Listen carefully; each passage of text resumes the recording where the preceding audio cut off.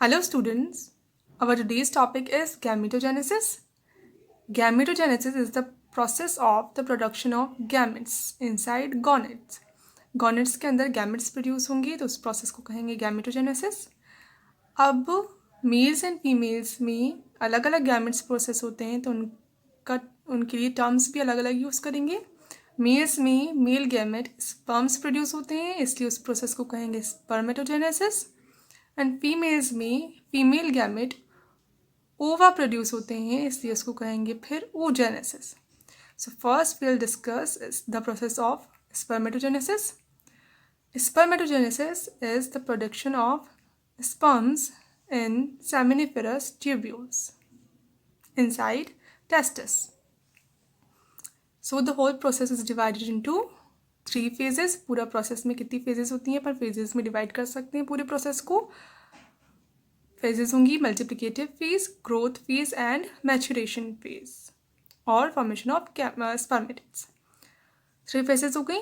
अब स्टार्ट कहाँ से होगा पूरा प्रोडक्शन, कहाँ से बनेंगे स्पर्म्स, जो गोनेड्स हैं टेस्टिस जो हैं उनके अंदर प्रेजेंट होती हैं सेमिनिफेरस ट्यूब्यूल्स. पहले डिस्कस कर लिया है इसको.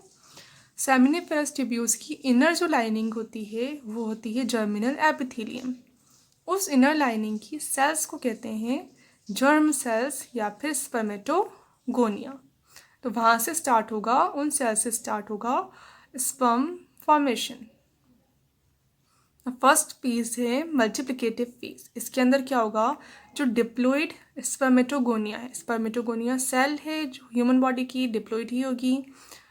स्पर्मेटोगोनिया डिप्लॉइड होती है और वो डिवाइड करती है माइटोसिस के थ्रू. वो जल्दी जल्दी डिवाइड होगी, माइटोसिस से बहुत बार डिवाइड हो जाती है. और पूरे इसके डिवीजन की जो फेज होती है जिसमें स्पर्मेटोगोनिया कंटिन्यू डिवाइड होती रहती है उस फेज को कहते हैं मल्टीप्लिकेटिव फेज. तो ये है स्पर्मेटोगोनिया. अब ये प्रोसेस स्टार्ट कब होगा स्पर्मेटोजेनेसिस का, एट प्यूबर्टी. प्यूबर्टी से पहले स्टार्ट नहीं होता, प्यूबर्टी के टाइम पर ही स्टार्ट होगा. अब जो स्पर्मेटोगोनिया है, जो जर्मिनल एपिथेलियम की सेल है, वो डिवाइड होगी रैपिडली माइटोसिस से और डिवाइड होकर नंबर इनको इंक्रीज करती जाएगी, मल्टीप्लाई होती जाएगी. इसलिए इसको कहते हैं मल्टीप्लिकेटिव फेज. इसकी वजह से बहुत से स्पर्मेटोगोनिया प्रोड्यूस हो जाएंगे, बहुत सारे स्पर्मेटोगोनिया प्रोड्यूस हो जाते हैं इससे. सेकंड होती है ग्रोथ फेज. अब जो स्पर्मेटोगोनिया प्रोड्यूस हो गए वो ग्रो करते हैं, वो साइज़ में बढ़ जाएंगे. अब जब साइज़ में बढ़ जाएंगे स्पर्मेटोगोनिया, बड़े हो जाएंगे साइज़ में, तब उनको कहेंगे वे प्राइमरी स्पर्मेटोसाइट. तो इसमें शो नहीं किया हुआ साइज़ बढ़ता हुआ इनका, पर इनका साइज़ बहुत बड़ा हो जाता है कंपेरेटिवली. उसके अंदर बहुत सारे सब्सटेंसेस अक्यूमुलेट हो जाते हैं, सेल के साइटोप्लाज्म में ग्रो कर जाती है सेल. तो स्पर्मेटोगोनिया डिवाइड हो गई पहले तो मल्टीप्लिकेटिव फेज में. अब जो नए स्पर्मेटोगोनिया बन गए वो साइज़ में ग्रो करेंगे, बढ़ेंगे, तो उस फेज को कहेंगे ग्रोथ फेज. अब जब वो साइज़ में बढ़ जाएंगे तब उनको क्या कहेंगे, प्राइमरी स्पर्मेटोसाइट्स.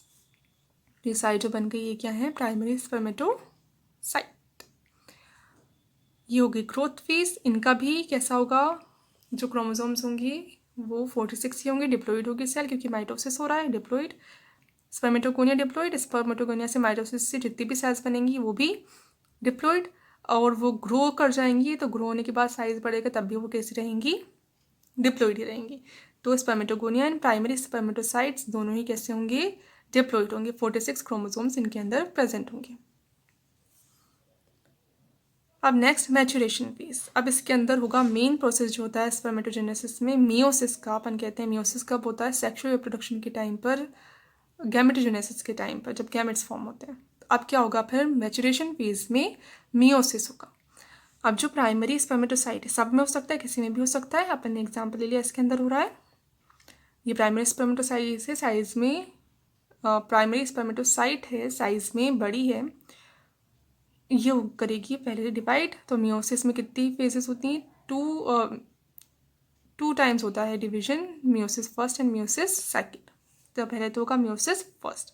मियोसिस फर्स्ट में क्या होगा, जो जो नंबर है वो क्या हो जाएगा, हाफ हो जाएगा.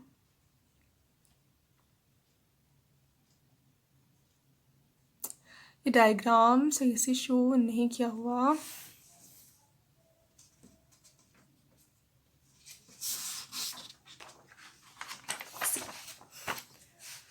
पहले तो क्या होगा, स्पर्मेटोगोनिया है, सेल है किसकी, जर्मिनल एपिथेलियम की, ये डिवाइड होगी, 2 सेल्स बन गई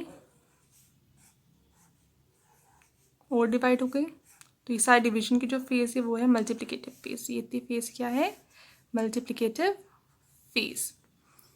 ये है स्पर्मेटोगोनिया,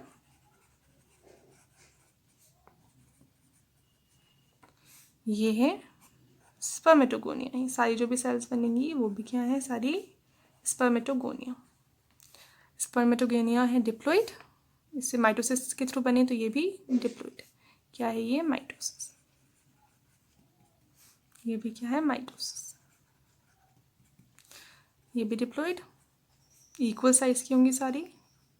अब ये क्या करेगी, साइज में ग्रो करेगी। अभी जब साइज में ग्रो करेगी, ये वाली जो फेज है ये है फिर ग्रोथ फेज। अब इसको क्या कहेंगे, प्राइमरी स्पर्मेटोसाइट।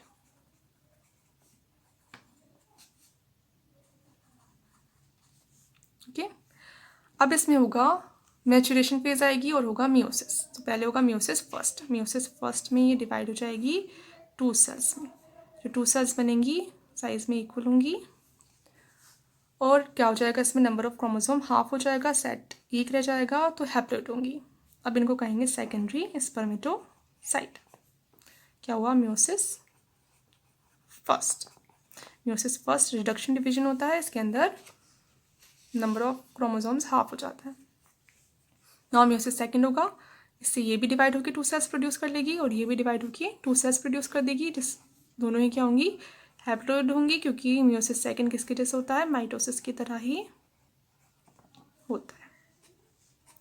अब ये जो 4 सेल्स बन गई इनको क्या कहेंगे फिर, स्पर्मेटिड्स।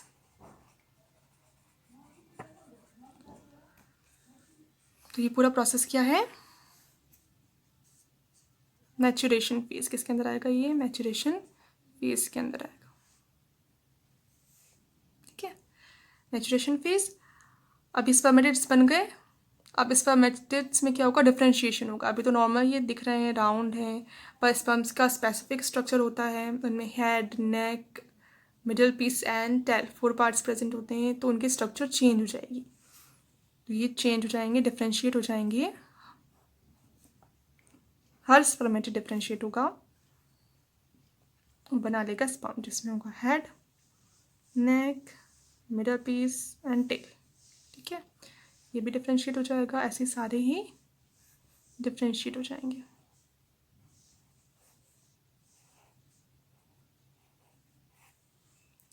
ठीक है, तो ये बन गए अपने sperms.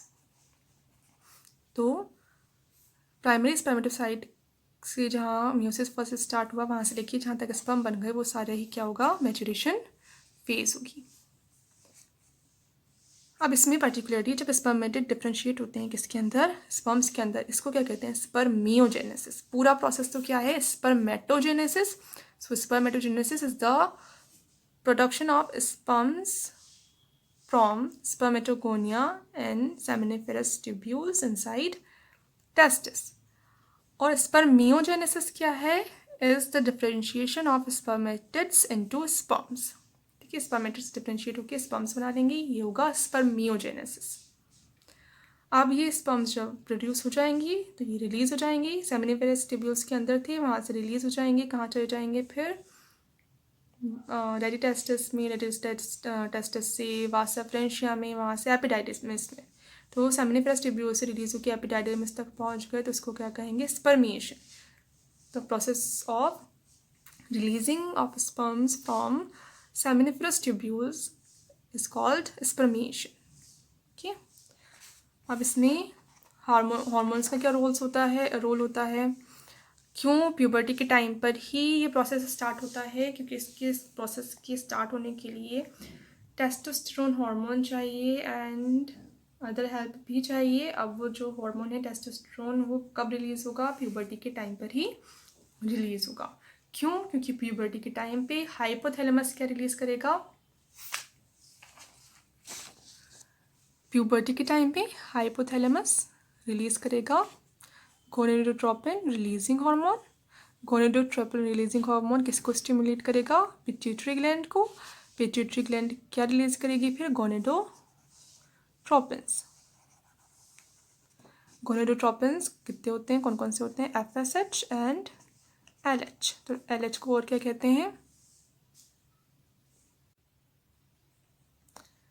Interstitial cell stimulating hormone males के अंदर। तो LH भी यूज़ कर देते हैं, पर स्पेसिफिकली अगर यूज़ करना है तो ICSH कर सकते हैं। अब ये दोनों रिलीज हो गए पिट्यूटरी ग्लैंड से। अब ये क्या काम करेगा? FSH तो सर्टोली सेल्स जो प्रेजेंट हैं उनको स्टिमुलेट करेगा, और सर्टोली सेल्स फिर कुछ फैक्टर रिलीज करेंगी जो स्पर्मेटोजेनेसिस के प्रोसेस को स्टार्ट कर देगा और इन्हेंस कर देगा। और LH क्या करेंगी? जो इंटरस्टिशियल सेल हैं यानी जो लीडिंग सेल्स हैं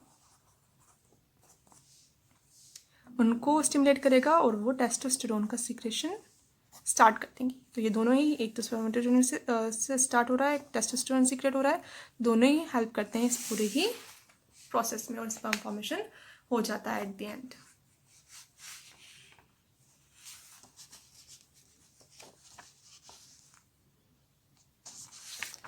now the structure of sperm. Structure में क्या है स्पर्म की?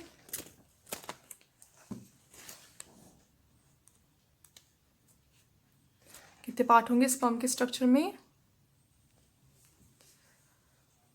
4 पार्ट्स होंगे। हेड, ये जो मेन पार्ट है जिसके अंदर न्यूक्लियस प्रेजेंट होता है, ये हेड। देन छोटा सा सेगमेंट जो अटैच करता है हेड को मिडल पीस से नेक, और मिडल पीस के बाद जो फिलामेंटस पार्ट है वो टेल। अब हेड के अंदर क्या होगा? हेड कैसा होता है? एक तो एनलार्ज्ड होता है और इसके अंदर न्यूक्लियस होता है। मेन न्यूक्लियस कहाँ पर होगा? सी के अंदर होगा जो न्यूक्लियस होगा हैप्लॉइड, और इसके अंदर न्यूक्लियस ही प्रेजेंट होता है। साथ में जो सेल का साइटोप्लाज्म है वो बहुत कम होता है। नॉर्मली सेल में साइटोप्लाज्म भी होता है, न्यूक्लियस भी होता है, पर इसके अंदर न्यूक्लियस ही प्रोमिनेंट होता है। पूरे स्पेस को क्या है, इसके अंदर न्यूक्लियस ही है और साइटोप्लाज्म की एक छोटी सी लेयर प्रेजेंट होती है बस। इसके ऊपर एक कैप प्रेजेंट होता है, उसको कहते हैं एक्रोसोम। तो ये कैप होता है इसके एंड पर। एक्रोसोम किसका बना हुआ होता है? ये जो गोल्जी कॉम्प्लेक्स है, जो सेल ऑर्गेनेल है, गोल्जी बॉडी या गोल्जी कॉम्प्लेक्स, वो डिफ्रेंशिएट होकर क्या बना देता है? एक्रोसोम बना देता है। तो न्यूक्लियस है और ऊपर एक्रोसोम है, और साइटोप्लाज्म की एक पतली सी लेयर है और उसके ऊपर सेल मेम्ब्रेन है। अब एक्रोसोम का फंक्शन क्या होता है? फर्टिलाइजेशन के टाइम पर जब ये किसको पेनिट्रेट करेगा, किसके अंदर जाएगा? ओवम के अंदर जाएगा, तो ओवम की मेम्ब्रेन को डिग्रेड करने का काम करता है ताकि वो अंदर जा पाए। तो एक्रोसोम में एंजाइम्स होते हैं, हाइड्रोलाइटिक एंजाइम्स। वो एंजाइम्स क्या करते हैं? जो मेम्ब्रेन की जो लेयर होती है जो उसको अंदर नहीं जाने देती स्पर्म को, उसको डिग्रेड कर देते हैं। डिग्रेड करने के बाद ईजिली स्पर्म ओवम के अंदर चला जाता है और उसको फर्टिलाइज कर देता है। तो पर्टिकुलर कौन सा एंजाइम होता है हाइड्रोलाइटिक एंजाइम्स में? हाई एल्यूरोनीडेज। क्या काम करेगा ये एंजाइम? जो सेल मेम्ब्रेन, सेल की जो आउटर मेम्ब्रेन होती है, उस ओवम की जो आउटर मेम्ब्रेन होती है उसमें एक एसिड प्रेजेंट होता है, हाई एल्यूरोनिक एसिड। तो हाई एल्यूरोनीडेज एंजाइम हाई एल्यूरोनिक एसिड को डिग्रेड कर देता है और स्पर्म की एंट्री हो जाती है ओवम के अंदर। नेक रीजन में क्या प्रेजेंट होते हैं? सेंट्रियोल प्रेजेंट होते हैं। सेल है पूरी, क्या स्पर्म सेल ही है, सेल के पार्ट्स ही होंगे। तो नेक रीजन में कौन सा पार्ट प्रेजेंट होता है, कौन सा ऑर्गेनल प्रेजेंट होता है? सेंट्रियोल। कितने सेंट्रियोल होते हैं? 2 सेंट्रियोल प्रेजेंट होते हैं। एक होता है प्रॉक्सिमल सेंट्रियोल, एक को कहेंगे प्रॉक्सिमल सेंट्रियोल, दूसरे को कहेंगे डिस्टल सेंट्रियोल।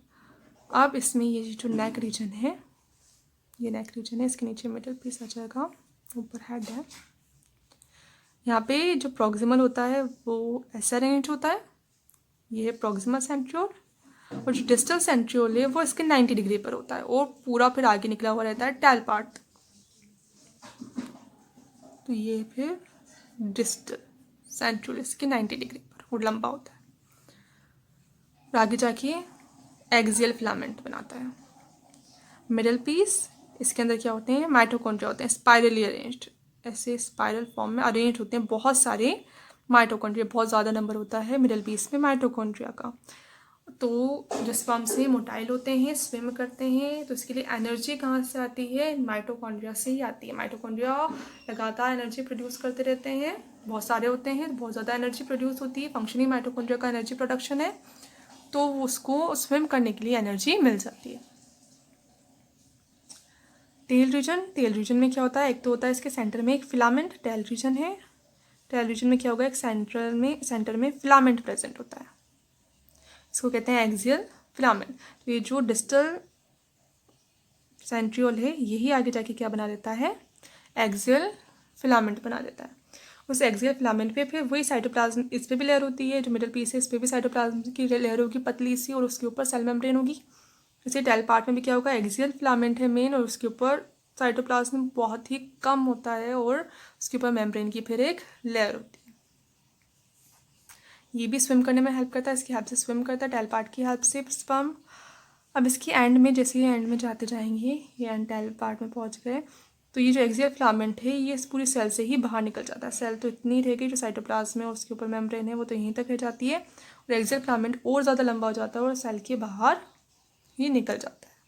इसको क्या कहते हैं फिर? End piece. ये जो एंड वाला पार्ट होता है, जिसमें सिर्फ एक्सियल फिलामेंट है, सेल नहीं है, सेल का साइटोप्लाज्म, सेल मेम्ब्रेन नहीं है, इसको क्या कहेंगे फिर? End piece. अब एक बार में कितने स्पर्म्स तक प्रोड्यूस हो सकते हैं? तो 200 to 300 मिलियन स्पर्म्स प्रोड्यूस हो सकते हैं एक बार में। तो सीमन में कितने स्पर्म्स हो सकते हैं? 200 to 300 स्पर्म्स तक हो सकते हैं। तो ये था पूरा प्रोसेस स्पर्मेटोजेनेसिस का।